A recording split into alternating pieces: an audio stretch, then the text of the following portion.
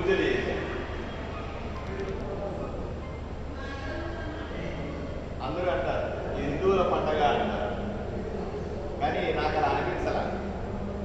హిందువులు, ముస్లింలు, క్రిస్టియన్లు అందరూ ఒకతాటి మీదకి వచ్చి వినాయక పండుగని ఎంతో వైభవంగా, ఎంతో గొప్పగా చేసుకుంటున్న సందర్భాన్ని ఈరోజు ఈ సమాజానికి గుర్తు చేస్తా ఉన్నాం. ఆధ్వర్యంలో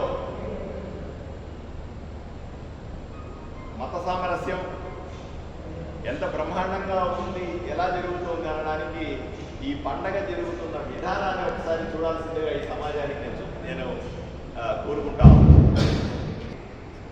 చూడాలి ఆధ్వర్యంలో ఈ పండగ జరుగుతున్న విధానం. ఎంతో మంది ముస్లింస్ తమ ఇళ్ల ముందు వినాయకుడిని పెట్టుకున్నారు. మండపాలు ఉన్నాయి, వాళ్ళ ఇళ్ల ముందు మండపాలని బ్రహ్మాండంగా వాళ్ళు స్వాగతిస్తారు. ప్రసాదాలు అందిస్తా ఉన్నారు. పండగ సందర్భంగా సర్వీస్ చేస్తా ఉన్నారు, మంచినీళ్ళు ఇస్తా ఉన్నారు, భోజనాలు వడ్డిస్తా ఉన్నారు. నేను ఈరోజు నిన్న మధ్యాహ్నం ఎన్నో అన్నదానాలకు వెళ్తే భోజనాలు వడ్డిస్తా ఉన్నారు. ఆదోనిలో గొప్పతనం కూడా ముస్లింస్ కు సంబంధించిన పండుగ బక్రీద్ సందర్భంలో చూశాను. సాక్షాత్ నాతో పాటు చాలా మంది హిందువులు మసీదులకి వెళ్ళాం, ప్రార్థనలు చేశాను. నాకు ఈరోజు నాకు సంతోషంగా అనిపిస్తుంది, గర్వంగా ఉంటుంది చెప్పుకోవడానికి కూడా. మేము బక్రీద్ సందర్భంలో సుమారుగా 7-8 మసీదులకి వెళ్ళాను, ఓ 7-10-12 దర్గాలకు వెళ్ళాను. అన్ని చోట్ల కూడా ప్రార్థనలో పాల్గొన్నాను. అందరూ కలిసి చేసుకునేటువంటి ఓ పండగ బక్రీద్ని ఒక 4 రోజుల కిందట మనం చూసుకున్నాం. ఈరోజు వినాయక చవితిని అన్ని మతాల వాళ్ళు, అన్ని కులాల వాళ్ళు కలిసి బ్రహ్మాండంగా చేస్తారు. ఓవైపు క్రిస్టియన్లు చర్చిల దగ్గర లైట్లు వేసి ఉన్నాయి, అక్కడ మండపం కనబడతా ఉంది. వాళ్ళు దీన్ని బ్రహ్మాండంగా వేడుకలాగా చేసుకుంటా ఉన్న సందర్భం. అంతెందుకు ఆదోనిలో దర్గాలకన్నింటికి కూడా హిందువులు కూడా వెళ్తారు. ఆ సాంప్రదాయం ఉంది. ఇక్కడ ఉరుసులు చేసుకున్నా, పీర్ల పండుగ చేసుకున్నా, కులాలకు సంబంధం లేకుండా, మతాలకు సంబంధం లేకుండా అందరూ ఎంజాయ్ చేయడం చూసాం. మొన్న పీర్ల పండుగ సందర్భంలో ప్రతి వీధిలో కూడా చేసినాం. హిందువులు పెద్ద ఎత్తున దాంట్లో ఉన్నారు, ముస్లింస్ ఆదరించినారు. వాళ్ళు వైపున ఎక్కడా కూడా చిన్న తేడా మనకి ఎక్కడా కనిపించదు. మత విశ్వాసాలకి విఘాతం కలగకుండా, సామరస్యానికి ఎక్కడా ఇబ్బంది లేకుండా ఆదోని బ్రహ్మాండంగా విరాజిల్లుతా ఉంది. నాకు చాలా సంతోషం కూడా అనిపిస్తుంది ఈ సందర్భాన్ని. రేపు నిమజ్జనానికి సంబంధించిన ఏర్పాట్లు కూడా బ్రహ్మాండంగా చేశారు. అన్ని రకాలైనటువంటి ఏర్పాట్ల కోసం అధికారులంతా కూడా రాత్రి పగలు కష్టపడతా ఉన్నారు. నేను వినాయక మంటపాలు కూడా సుమారుగా 400 మంటపాలు ఉన్నాయి. 400 వినాయకుడు, చిన్న పెద్ద అన్ని రకాల సైజుల వినాయకుడు ఉన్నాయి. వాళ్ళందరినీ కూడా మీ ద్వారా రిక్వెస్ట్ చేస్తా ఉన్నారు, దయచేసి వీలైనంత తొందరగా వినాయకుడు నిమజ్జనానికి బయలుదేరండి. లేట్ చేయకుండా వీలైతే పొద్దున్నుంచే కూడా పొద్దున పూజ అయిన తర్వాత వినాయకుడి ప్రయాణానికి, నిమజ్జనానికి బయలుదేరాల్సిందిగా నేను విన్నవించుకుంటాం. లేట్ అయ్యే కొద్దీ ట్రాఫిక్ పెరిగిపోతుంది, అన్ని వినాయకులు రోడ్డు మీదకి వస్తాయి. వీళ్ళందరినీ కూడా 400 వినాయకుడిని మనం ఘనంగా తీసుకెళ్లి నిమజ్జనం చేయడం చాలా సమయంతో కూడుకున్న పని. కాబట్టి వీలైనంత తొందరగా బయలుదేరు.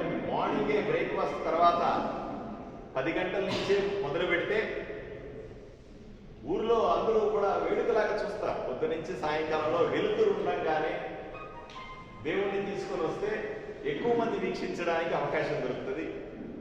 చూడ్డానికి కూడా కనుల పండుగగా ఉంటుంది. చీకటి పడిన తర్వాత దేవుణ్ణి తీసుకొని వచ్చి బయలుదేరితే ఇబ్బందులు కూడా ఉంటాయి. వైర్లు అడ్డం వస్తాయి, ట్రాఫిక్ సమస్యలు వస్తాయి, వైర్లు అడ్డం వస్తే వాటిని కట్ చేయాల్సి వస్తుంది, కరెంటు పోతుంది. ఇవన్నీ కూడా ప్రజలకు ఇబ్బంది కలిగించే అంశాలు. దారిలో హాస్పిటల్స్ ఉంటాయి, మనం వెళ్ళే దారిలో హాస్పిటల్స్ వస్తాయి, దారిలో రకరకాల వ్యాపార సముదాయాలు ఉంటాయి, ప్రజలకు అవసరాలైనటువంటి షాప్స్ వస్తాయి, మెడికల్ షాప్స్ వస్తాయి. వీటన్నింటినీ కూడా మనము రెండోది అంటే ట్రాఫిక్ జామ్ కాకుండా ఉన్నారంటే పొద్దున సాయంకాలం వరకు సమయాన్ని ఉపయోగించుకోవాలి తప్ప అందరూ ఒకేసారి రోడ్డు మీదకి వస్తే కూడా మంచిది కాదు. అందువల్ల నేను రికమెండ్ చేయాలి. రెండవది ఏంటి, దయచేసి చిన్నపిల్లల్ని ట్రాక్టర్ల మీద ఎక్కించి కానీ చిన్నపిల్లల్ని నిమజ్జనం జరిగేటువంటి వాటిలో వీలైనంత వరకు అవాయిడ్ చేస్తే మంచిది. ఇబ్బంది, చిన్నపిల్లలు కొంతమంది తప్పిపోతారు, కొన్నిసార్లు ఇబ్బందులు వస్తాయి. అక్కడ ముఖ్యంగా నిమజ్జనం చేసే సమయంలో బరువు ఎక్కువగా ఒక క్రేన్లు వాడుతూ ఉంటారు, బరువు ఉన్నటువంటి క్రేన్లు వాడుతూ ఉంటారు. అక్కడ చిన్నపిల్లలు ఉండడం, ఏదైనా వాళ్ళ మీద పడడం వీళ్ళ మీద పడడం జరిగితే ఇబ్బంది కలిగించే సమస్య ఇది. కాబట్టి చిన్నపిల్లలను అవాయిడ్ చేయాలి. మూడోది, వీలైనంత వరకు కూడా కరెంటుకు సంబంధించిన సమస్యలు మీరు జోక్యం చేసుకోవద్దు. అన్ని రకాల అధికారులని అప్రమత్తం చేసి ఉన్నాం. మీకు ఎక్కడన్నా కరెంట్ లైన్లు అడ్డం వచ్చినాయి, ఇంకోటి వచ్చినాయి, మీరు కట్ చేయడం కానీ, మీరు దాన్ని హ్యాండిల్ చేసి మీరు స్విచ్ ఆఫ్ చేయడం కానీ, మీరు కరెంటు జోలికి వెళ్ళద్దు. కరెంటు షాకులు వచ్చి కానీ ఏదైనా ప్రమాదాలు జరిగితే ఇబ్బంది అవుతుంది. కాబట్టి వెంటనే దానికి కంట్రోల్ రూమ్ ఉంది, హెల్ప్ లైన్లు పెట్టినాం. ఎవరో ఒకరికి మీ దారి పొడుగునా కూడా ఎలక్ట్రికల్కి సంబంధించిన ఉంటారు, పోలీసు ఉంటుంది. మీరు ఎవరో పోలీస్కి ఇన్ఫార్మ్ చేస్తే టకటకాని లైన్లో తెచ్చేస్తారు, ఎలక్ట్రీషియన్లు వచ్చి ఆ పని చేస్తారని కూడా.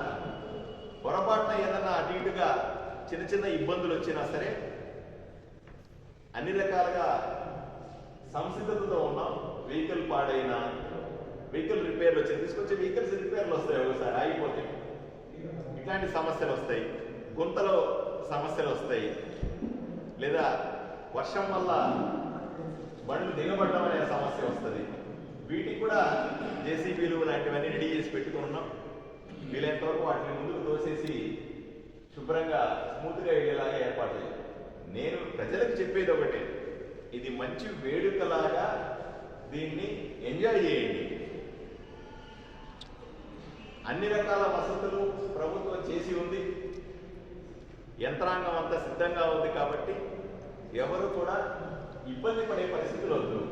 మెడికల్ క్యాంపులు కూడా పెట్టాం. చివరికి నిమజ్జనం దగ్గర ఒకటి, మధ్యలో ఒకటి మెడికల్ క్యాంపులు పెట్టాం. డాక్టర్లు అందుబాటులో వచ్చాం, ఇబ్బంది లేకుండా. ఇవన్నీ కూడా ప్రజలు సంతోషంగా వీటిని నిమజ్జనాన్ని ఎంజాయ్ చేయాలని నేను ప్రజల్ని కోరుకుంటాను.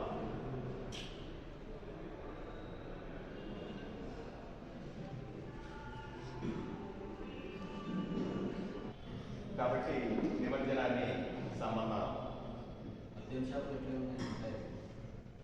మద్యం షాపులు వీలైన వరకు క్లోజ్ చేస్తాం రేపటి. కానీ మద్యం షాపుల దగ్గర కూడా రక్షణ పెట్టాలని వాళ్ళ డిమాండ్ ఉంటుంది. ప్రతి ఒక్క చోట కానిస్టేబుల్ పెట్టమన్నాం, వాళ్ళకు కూడా రక్షణ కల్పిస్తాం. చేస్తా ఉన్నారు, మీరు అడుగుతున్నారు. వినాయక చవితి రూట్ ఏ వైపునే చాలా క్యూరియాసిటీ ఉంది జనాలకందరికీ. ప్రజలకి కావాల్సింది నిమజ్జనాన్ని స్మూత్ గా తీసుకెళ్లి నిమజ్జనం చేయడం. నాకు ఈ వైపున కొంతమందో, ఆ వైపున కొంతమందో, ఇదెట్లండి అదెట్లండి, ఆ రూట్ ఏంటి ఈ రూట్ ఏంటి అని విపరీతంగా ప్రశ్నిస్తా. దయచేసి దీన్ని మనసులో నుంచి తీసేయాల్సిందిగా ప్రజలందరినీ కోరుతా ఉన్నాను, మిమ్మల్ని కూడా కోరుతా. మనకందరికీ తెలుసు, ఒకసారి వెనక్కి వెళ్తే 2013 వరకు కూడా మామూలుగా సహజంగా ఉండేటువంటి మెయిన్ రోడ్డు 100 అడుగులటువంటి రోడ్లో ప్రశాంతంగా వినాయక నిమజ్జనానికి సంబంధించిన ఏర్పాట్లన్నీ తిరిగి చేసుకుంటా పోయినారు, ఇబ్బంది లేదు. 2014లో మాజీ ఎమ్మెల్యే సాయి ప్రసాద్ రెడ్డి ఎమ్మెల్యే అయిన తర్వాత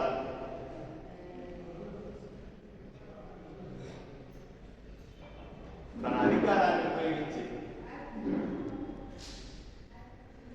అధికార అహంకారంతో, ఈ మాట అనడానికి నేనేమి వెనుకాడను, అధికారం వచ్చిందనే అహంకారంతో వినాయకుడిని తన ఇంటి ముందు నుంచి తీసుకుపోవాలి అనే, ఇంటి ముందు మామూలుగా పోయే వినాయకుడు 2013 దాకా నార్మల్గా అయ్యే వినాయకుడిని తన ఇంటి ముందు నుంచి లాక్కుపోయినాడు సాయి ప్రసాద్ రెడ్డి. అధికార అహంకారం, లెక్కలేనితనం, నా ఇంటి ముందు దేవుడు పోవాలా అని, ఎమ్మెల్యే అయినారు కదా నా ఇంటి ముందు పోవాలా అని. ఏమైనా నీ ఇంటి నేను ఇప్పుడు ఎమ్మెల్యే అయినాను, మా ఇంటి ముందు తీసుకెళ్తారా? దేవుడు తన రూట్లో ఆయన పోతారు, ఆయన ఏ రూట్లో తీసుకెళ్లాలని అధికారులు చూసుకుంటారు. అలాగా 10 సంవత్సరాల పాటు ఆయన అధికార తత్వాన్ని, అహంకారాన్ని ప్రదర్శించి వినాయకుడిని ఇంటి ముందే పోవాలా అని చేసిన సందర్భాన్ని నేను ప్రజలు గుర్తు చేస్తాను. ఇది మంచి పద్ధతి కాదు, ఎవరు చేయని పని, దేవుడు మెచ్చని పని. అహంకారాన్ని ఏ దేవుడు ఒప్పుకుంటాడు?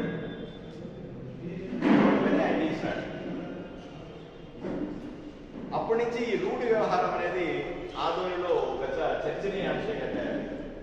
అది చర్చించాల్సిన అంశమే కాదు నాకు తెలిసినంతవరకు కూడా. ఏ రూట్ అనుకూలంగా ఉంటే, ఏ రూటు కంఫర్టబుల్ గా అనిపిస్తే, తెలుసు అతనికి, సాయి ప్రసాద్ రెడ్డికి తెలిసి 100 అడుగుల రోడ్లో నుంచి దేవుడు పోతూ ఉంటే వాళ్ళు చెప్పే, అప్పుడు వచ్చినటువంటి, ఇప్పుడు 2011లో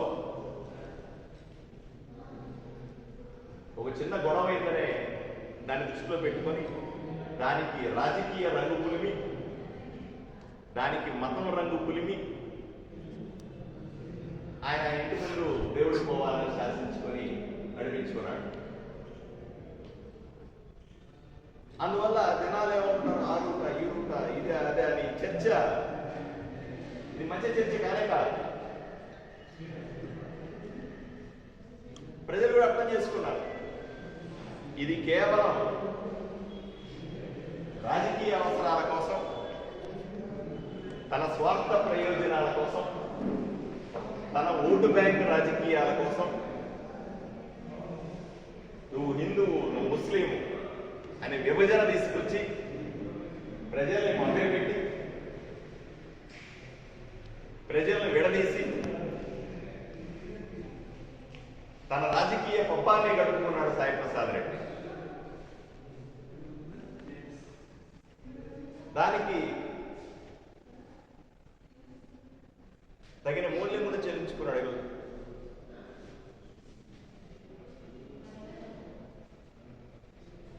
ఆదోనిలో ఉన్నటువంటి ప్రజలెవ్వరూ కూడా తాము హిందువులము, తాము ముస్లింలము, మనము క్రైస్తవులమని ఏ రోజు కూడా విడదీసుకుని చూడాలి. ఏ రోజు కూడా వాళ్ళు నాకు ఈ సందర్భాన్ని గుర్తు చేసుకోవాలి. నేను బక్రీద్ చేసుకుంటా చేసుకుంటే చాలా మంది ముస్లింలు నాకు చెప్పారు, అబ్బా ఈసారి ప్రశాంతంగా బక్రీద్ చేసుకుందామంటారు. ఎందుకంటే అట్లా అంటారన్న, అంతేనంటే ఇన్ని సంవత్సరాల తర్వాత ప్రశాంతంగా జరిగింది బక్రీద్. అప్పుడు ఆయనే సమస్య సృష్టించేవాడు, ఆయనే తీర్చినట్లుగా యాక్షన్ చేసేవాడు, ఇబ్బంది పెట్టేవాడు. ఆ పరిస్థితులు ఈరోజు లేవు, అందరూ ప్రశాంతంగా ఉన్నారు, ఎక్కడ ఏమి ఇబ్బంది లేదా. ఈరోజు వినాయక చవితి అంత బ్రహ్మాండంగా జరుగుతా ఉంది. దయచేసి రూట్లని ఎవరు కూడా ఆలోచన చేయొద్దు, అది పోలీసులు తీసుకునేటువంటి నిర్ణయం. అధికారులు, పోలీసులు ఏది కంఫర్టబుల్గా అనిపిస్తే దాన్ని వాళ్ళు అనుసరిస్తారు. అది కేవలం కొంతమంది కావాలని పనిగట్టుకొని ఎవరైనా రూట్ విషయం దుష్ప్రచారం చేస్తే ఒప్పుకునేది లేదు.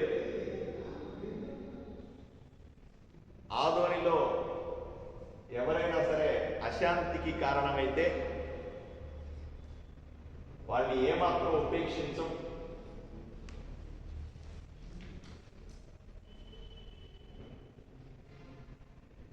ఎవరికి ఇబ్బంది లేని విధంగా,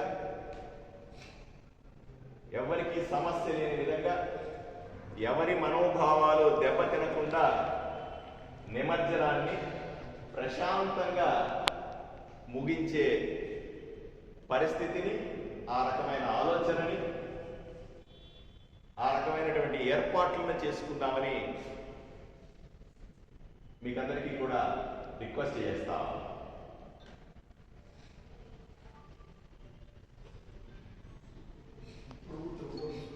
పోలీస్ వాళ్ళు ఒక మాట, వాళ్ళొక మాట, వీళ్ళొక మాట చేశారని ఇన్ఫర్మేషన్ ఇవన్నీ కూడా జనాల్లో మాట్లాడుకుంటూ ఉండొచ్చు. దాని గురించి మనం మాట్లాడాల్సిన అవసరం కూడా లేదు. అన్ని రకాల జాగ్రత్తలు పోలీస్ తీసుకుంటాం, అన్ని రకాల ఆలోచనలు పోలీస్ చేస్తాం.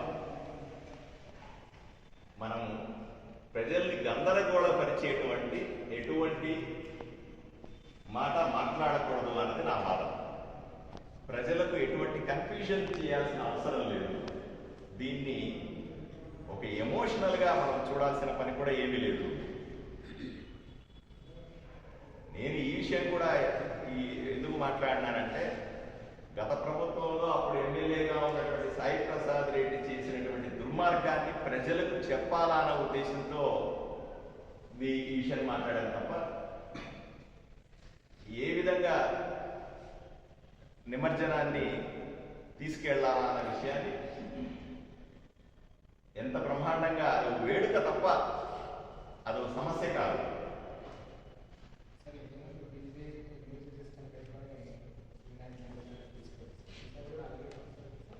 నార్మల్గా ప్రతిసారి ఏ విధంగా జరిగేదో ఆ విధంగానే డీజే పెట్టుకొని సంతోషంగా, ఆనందంగా వినాయకుడిని తీసుకెళ్ళి నిమజ్జనం చేసే సంస్కృతి ఏదైతే ఉందో, సాంప్రదాయాలకు, సంస్కృతికి ఎవరు అడ్డుపడే ప్రశ్న లేదు. ఎవరు కూడా అడ్డం చెప్పరు. వినాయక నిమజ్జన సాంప్రదాయాన్ని యాజ్ ఇట్ ఈస్గా పాటిస్తాం.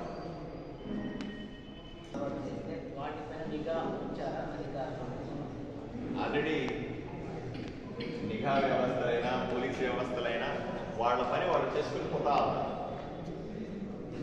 వాళ్ళకి మనం అడ్డం పడకపోతే సార్ వాళ్ళ పని వాళ్ళు చక్కగా చేస్తూ ఉన్నారు. పోలీస్ తన పని బ్రహ్మాండంగా చేస్తూ ఉంది. నిఘా సంస్థలు వాళ్ళ పని వాళ్ళు బ్రహ్మాండంగా చేస్తూ ఉన్నారు. మీడియా తన పని బ్రహ్మాండంగా చేస్తూ ఉంది.